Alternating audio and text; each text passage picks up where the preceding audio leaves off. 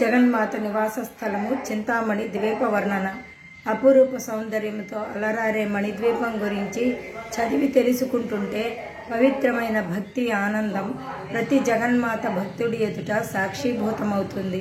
నవావరణలతో, నవరత్నమణుల దివ్యకాంతి పుంజాలతో, నవవిధములైన ప్రాకారములతో నిర్మితమైనది మణిద్వీపము. దీనినే చింతామణి ద్వీపం అని కూడా అంటారు. సత్యలోకానికి పై భాగంలో సర్వలోకం ఉంది. ఇది అన్ని లోకాల కన్నా మిన్నయైనది. లలితా పరమేశ్వరి తన సంకల్ప బలంతో సృష్టించినది. ఇలాంటి సర్వలోకం వేరెచ్చటనూ లేదు. ఈ లోకం బ్రహ్మాండాన్నంతటికీ గొడుగు వలె అమరి ఉన్నది. ఈ సర్వలోకమే మణిద్వీపము.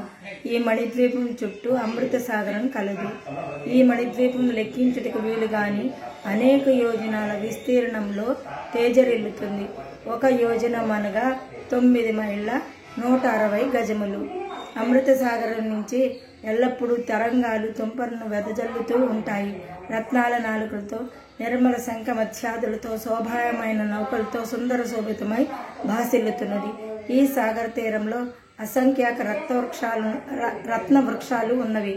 వాటికి అవతల వైపు ఊహించనలవి కాని ఎత్తులో 7 యోజనాల వెడల్పు పొడవు గల లోహమయ ప్రాకారము కలదు. దీనికి 4 దిశల్లోనూ 4 చొప్పున ద్వారాలు, బురుజులు కలవు.